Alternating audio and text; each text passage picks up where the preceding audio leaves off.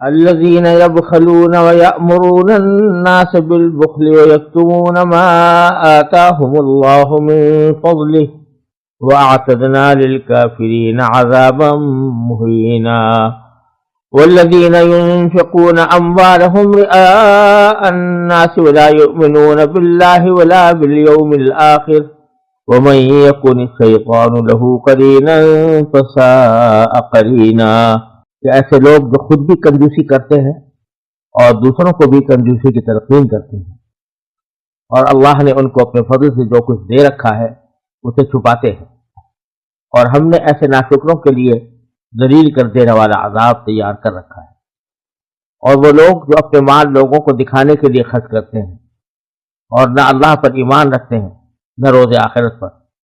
اور شیطان جس کے ساتھی بن جائے تو وہ بدترین ساتھی ہوتا ہے. پچھلی آیتوں میں اللہ تبارک و تعالی نے متعدد بندوں کے حقوق تفصیل کے ساتھ بیان فرمائے تھے، جن میں والدین کے، رشتہ داروں کے، یتیموں کے، پڑوسیوں کی بھی تینوں قسموں کے حقوق بیان کیے گئے تھے. ان حقوق کی حق تلفی جو عام طور پر ہوتی ہے اس کے اب اسباب کا ذکر اللہ تبارک و تعالی نے فرمایا ہے. ایک سبب تو پچھلی آیت میں بیان فرمایا تھا کہ بعض اوقات حقوق العباد کو ادا نہ کرنا بلکہ ان کو پامال کرنا یہ تکبر کی وجہ سے ہوتا ہے. تو اللہ تعالی نے اس کے سلسلے میں پچھلی آیت کے آخر میں فرمایا تھا کہ ان اللہ لا يحب من كان مختالا فخورا، تو بے شک اللہ تبارک و تعالی کسی بھی تکبر کرنے والے، اترانے والے شیخی باز کو پسند نہیں کرتا. اللہ تبارک و تعالی نے اب ایک وجہ یہ بیان فرمائی کہ تکبر یہ ایک بہت بڑی وجہ ہوتی ہے جس کی وجہ سے لوگ دوسروں کے حقوق میں کوتاہی کرتے ہیں، کیونکہ دوسروں کے حقوق کی ادائیگی میں بعض اوقات وہ اپنی سبکی محسوس کرتے ہیں یا اپنی بڑائی کے خلاف اس کو سمجھتے ہیں، اس واسطے حقوق کی ادائیگی نہیں کرتے. تو تکبر کی ممانعت فرمائی اور یہ فرمایا کہ اللہ تعالیٰ اس کو پسند نہیں کرتا. متعدد احادیث میں رسول کریم صلی اللہ علیہ وسلم نے تکبر کی برائیاں بیان فرمائی ہیں. دوسری وجہ جو اس آیت میں بیان فرمائی گئی ہے وہ دوسروں کے حقوق کو ضائع کرنے کی ایک وجہ یہ ہوتی ہے کہ انسان کے اندر طبیعت میں بخل ہوتا ہے، کنجوسی ہوتی ہے. تو وہ کنجوسی کے نتیجے میں دوسرے لوگوں کے حقوق ادا کرنے سے پرہیز کرتے ہیں یا اس میں کوتاہی کرتے ہیں. حضرت عبداللہ بن عباس رضی اللہ تعالیٰ عنہ کی روایت سے معلوم ہوتا ہے کہ یہ آیت مدینہ منورہ کے یہودیوں کے بارے میں نازل ہوئی تھی. یہ لوگ ایک طرف تو بہت زیادہ مغرور تھے اور انتہا درجے کے کنجوس تھے، مال خرچ کرنے میں بھی بخل کرتے تھے، اور جو علم ان کے پاس تورات کا جو علم تھا اس کو لوگوں کے پاس کے سامنے ظاہر کرنے میں بھی بخل سے کام لیتے تھے. ان کتابوں میں نبی کریم صلی اللہ علیہ وسلم کی تشریف آوری کی بشارت بھی موجود تھی، آپ کی علامتیں بھی مذکور تھیں، لیکن یہود باوجود کہ جانتے تھے کہ یہ علامتیں نبی کریم صلی اللہ علیہ وسلم پر ثابت ہوتی ہیں، وہ لوگوں کے سامنے اس کو ظاہر نہیں کرتے تھے. تو یہ بھی ایک طرح کا بخل تھا. تو بخل ایک ایسی بیماری ہے جو بعض اوقات تو مال خرچ کرنے کے اندر انسان کے لیے رکاوٹ بنتی ہے، اور بعض مرتبہ انسان کو اللہ تعالیٰ نے جو کچھ علم دیا ہے وہ علم کو دوسروں تک پہنچانے میں رکاوٹ بنتی ہے. اور اللہ تبارک و تعالیٰ نے بخل کی بہت مذمت بیان فرمائی ہے اور ساتھ ہی انفاق کی فضیلت بیان فرمائی ہے، یعنی اللہ کے راستے میں مال خرچ کرنے کی فضیلت بیان فرمائی ہے. بخل کی مذمت کرتے ہوئے ایک حدیث میں رسول کریم صلی اللہ علیہ وسلم کا ارشاد ہے کہ آپ نے فرمایا کہ ما من یوم یصبح العباد فیہ الا ملکان ینزلان ویقول احدہما اللہم اعط منفقا خلفا ویقول الاخر اللہم اعط ممسکا تلفا. یعنی ہر صبح کے وقت دو فرشتے نازل ہوتے ہیں، ان میں سے ایک یہ دعا کرتا ہے کہ اللہ بھلائی کے راستے میں خرچ کرنے والے کو اچھا بدلہ عطا فرما، اور دوسرا کہتا ہے یا اللہ بخیل کو مال و دولت کی تباہی سے ہمکنار کر.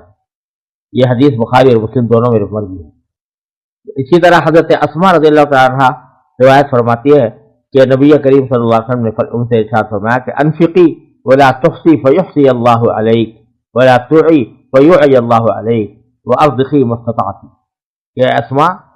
بھلائی کے راستے میں خرچ کیا کرو اور گن گن کر نہ دو کہ اللہ تعالیٰ بھی تمہیں گن گن کر دینا شروع کر دے، اور بہت زیادہ حفاظت انفاق سے بچنے کے لیے نہ کرو، ورنہ اللہ تعالیٰ بھی تمہاری مال کے اوپر پابندی عائد کر دے گا، اور جو کچھ بھی تم سے ہو سکے اس کے دینے سے دریغ نہ کرو۔ اور ترمذی کی ایک حدیث میں رسول کریم صلی اللہ علیہ وسلم کا ارشاد منقول ہے کہ السخی قریب من اللہ قریب من الجنہ قریب من الناس بعید من النار، والبخیل بعید من اللہ بعید من الجنہ بعید من الناس قریب من النار، والجاہل سخی احب الی اللہ من عابد بخیل۔ یہ فرمایا کہ سخی اللہ سے بھی قریب ہے، جنت سے بھی قریب ہے، اور لوگوں کی نظروں میں بھی پسندیدہ ہے، اور جہنم کی آگ سے دور ہے۔ اس کے برخلاف بخیل اللہ سے بھی دور ہے، جنت سے بھی دور ہے، لوگوں سے بھی دور ہے، اور آگ سے قریب ہے۔ اور جاہل آدمی جو سخاوت کرتا ہو تو وہ اس کنجوس سے بہتر ہے جو عبادت گزار ہو۔ اور ایک حدیث میں رسول کریم صلی اللہ علیہ وسلم کا یہ ارشاد بھی ترمذی میں منقول ہے کہ آپ نے ارشاد فرمایا کہ خصلتان لا تجتمعان فی مومن، دو خصلتیں عادتیں ایسی ہیں جو کسی مومن میں جمع نہیں ہو سکتی، البخل و سوء الخلق، یعنی ایک بخل اور ایک بد اخلاقی۔ کسی مومن کے ساتھ کے اندر یہ صفات نہیں ہوتی، پکا مومن اس کے بغیر نہیں ہو سکتا کہ یہ صفات اس کے اندر موجود نہ ہو۔ تو اس واسطے بخل کی شدید مذمت فرمائی گئی ہے، اور بخل کو ایک بڑا سبب قرار دیا گیا ہے جس کی وجہ سے لوگوں کے حقوق ضائع ہوتے ہیں۔ یہاں یہ بھی سمجھ لینا چاہیے کہ بخل ایک تو وہ ہے جو بالکل حرام ہے، وہ تو ایسا بخل ہے کہ جو انسان کو اپنے مالی فرائض کی ادائیگی میں سے بھی روکے۔ مثلا زکوٰۃ فرض ہو گئی ہے لیکن بخل کی وجہ سے ادا نہیں کر رہا، تو یہ بخل ایسا ہے جو بالکل حرام ہے، 100% حرام ہے، اس کے حرام ہونے میں کوئی کلام ہی نہیں۔ اسی طرح اگر فرض کرو کہ کسی کا قرضہ میرے کسی کے ذمہ عائد واجب ہے اور اس کو واجب الادا ہے، لیکن وہ بخل کی وجہ سے ادا نہیں کر رہا، باوجود کہ اس کے اندر استطاعت ہے، طاقت ہے، تو یہ برا بدترین حرام کام ہے۔ تو بخل جہاں پر کسی فرض ادائیگی کے اندر رکاوٹ بنے انسان کا بخل، وہاں تو وہ بالکل ہی حرام ہے اور ناجائز ہے، اور اس کے جواز کا کوئی راستہ نہیں۔ لیکن جہاں کسی جگہ پر خرچ کرنا کوئی فرض تو نہیں تھا، واجب نہیں تھا، اللہ تعالیٰ کی طرف سے کوئی ضروری نہیں تھا، لیکن مستحب تھا، بہتر تھا کہ آدمی صدقہ کرتا یا وہاں پر خرچ کرتا، خیراتی کام میں تعاون کرتا، لیکن اس کے باوجود بخل کی وجہ سے نہیں کر رہا، تو یہ اگرچہ حرام تو نہیں ہے، بالکل حرام اور ناجائز تو اس کو نہیں کہا جائے گا، لیکن یہ بہت بڑی محرومی ہے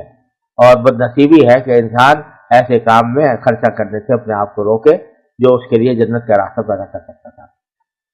تو اللہ تبارک و تعالیٰ نے یہاں قرآن کریم کے اندر یہ فرمایا کہ الذین یبخلون، یہ وہ لوگ ہیں کہ جو بخل کرتے ہیں، یعنی حق طلب کرنے والے وہ ہیں جو بخل کی وجہ سے لوگوں کے حقوق طلب کرتے ہیں، اور پھر اتنا ہی نہیں کہ خود بخل سے کام لیتے ہیں، وہ یأمرون الناس بالبخل، لوگوں کو بھی بخل کی تلقین کرتے ہیں، لوگوں سے بھی کہتے ہیں بھائی کیا فائدہ تمہیں اس جگہ خرچ کرنے سے۔ تو یہ ایک تو خود ہی بخل ایک بری بات ہے کہ جائے کہ لوگوں کو بھی بخل کی دعوت دی جائے اور لوگوں سے کہا جائے کہ تم بخل سے کام لو اور صحیح جگہ پر مال خرچ نہ کرو۔ اور وَيَكْتُمُونَ مَا آتَاهُمُ اللَّهُ مِنْ فَضْلِهِ، اور اللہ تعالیٰ نے جو کچھ ان کو اپنے فضل سے عطا فرمایا ہے اسے چھپاتے ہیں۔ اب اس میں دونوں باتیں ہیں، ایک تو یہ کہ جو بخیل آدمی ہوتا ہے وہ اپنا مال چھپاتا ہے، کہیں لوگوں کو پتہ نہ لگ جائے کہ اس کے پاس مال ہے، تو کہیں کوئی کسی وقت آ کر مطالبہ نہ کر لے، اس واسطے وہ مال کو بھی چھپاتا ہے۔ لیکن بظاہر یہاں اشارہ اس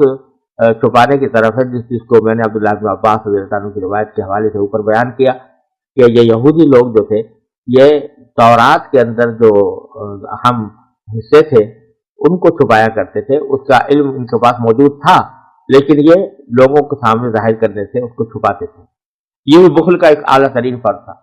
اور اسی بخل کی وجہ سے بہت سے لوگ ایمان سے محروم رہے۔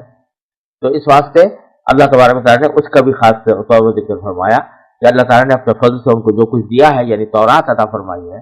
اس کو چھپاتے ہیں اور لوگوں کے سامنے ظاہر نہیں کرتے تاکہ کہیں لوگ مسلمان نہ ہو جائیں۔ اور پھر ظاہر بات ہے کہ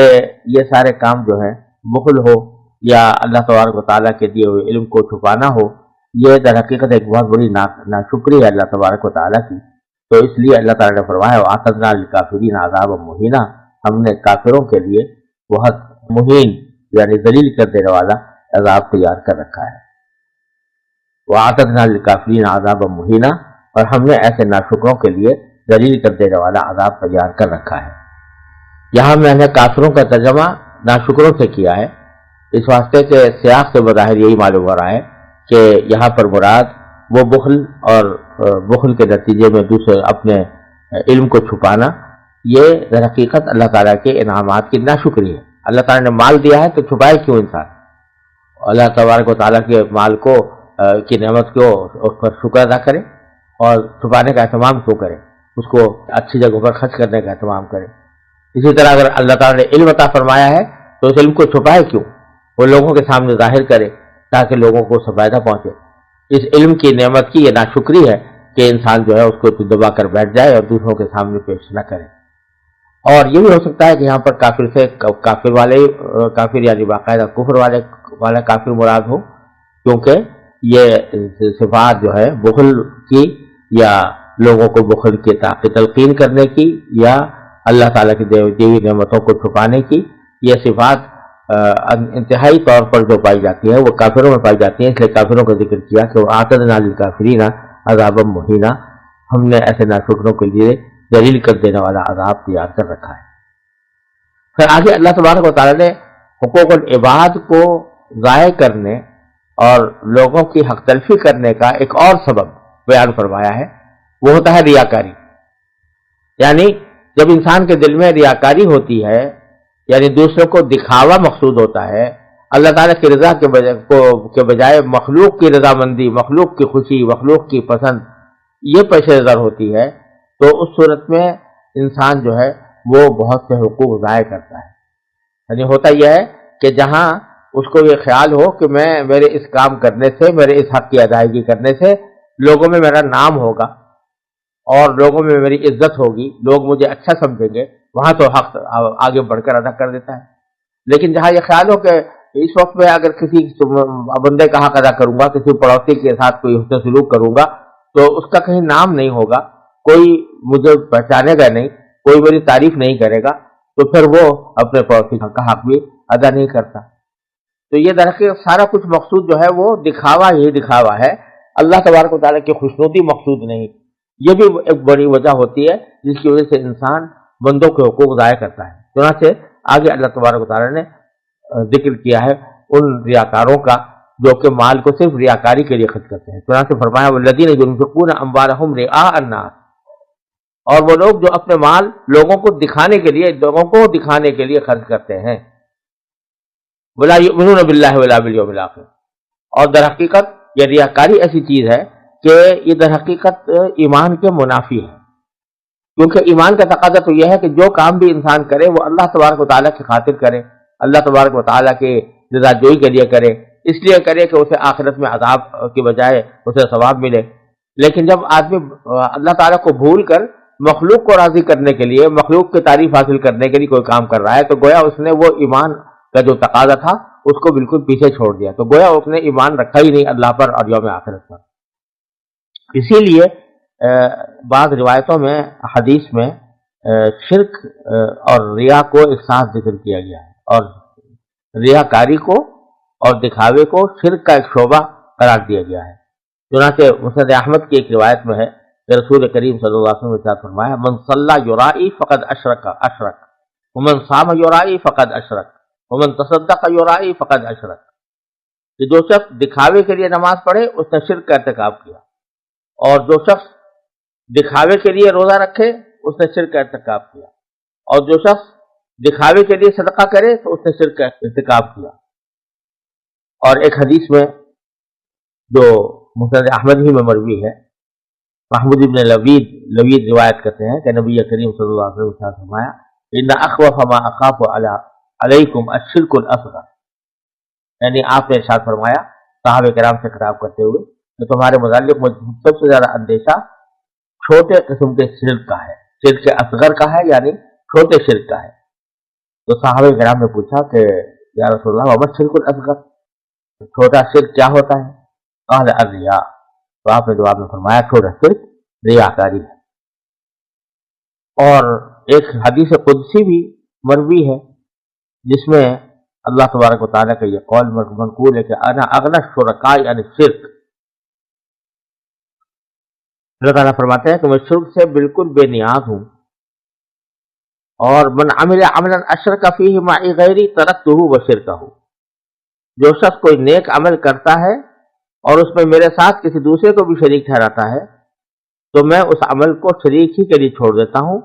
اور اس عمل کرنے والے کو بھی اس کے حال پر چھوڑ دیتا ہوں، یعنی میری طرف سے اس کی کوئی مدد نہیں ہوتی بلکہ اس کو بے مددگار چھوڑ دیا جاتا ہے۔ اللہ تعالیٰ سے حفاظت فرمائے۔ تو اس لیے اللہ تبارک و تعالیٰ نے یہاں خاص طور پر ریاکاری کا ذکر کرتے ہوئے فرمایا کہ جو اپنے مال ریاکاری کے لیے لوگوں کو دکھاوے کے لیے خرچ کرتے ہیں تو وہ در حقیقت ایمان نہیں رکھتے اللہ یوم آخرت پر، یعنی یا تو ایمان رکھتے ہی نہیں، سرے سے کافر ہے، یا اگر ایمان ہے تو اس وقت ایمان ان کا مستحضر نہیں ہوتا جب یہ حرکتیں کر رہے ہوتے ہیں تو لوگوں کے دکھانے کے لیے، تو ایمان ان کے سامنے مستحضر نہیں ہوتا، اس کا دھیان نہیں ہوتا۔ پھر فرمایا وَمَن يَكُنِ الشَّيْطَانُ لَهُ قَرِينًا فَسَاءَ قَرِينًا، شیطان جس کا ساتھی بن جائے تو وہ بدترین ساتھی ہوتا ہے۔ اشارہ اس بات کی طرف فرما دیا کہ یہ ساری بدعمالیاں جن کا پیچھے ذکر کیا گیا، خواہ وہ بخل ہو یا ریاکاری ہو یا کتمان علم ہو یا اللہ اور یوم آخرت پر ایمان نہ رکھنا ہو، یہ سب شیطانی اعمال ہیں اور وہی لوگ انجام دیتے ہیں جنہوں نے شیطان کو اپنا ساتھی بنا رکھا ہو۔ اللہ تعالی ہم سب کی اس سے حفاظت فرمائے۔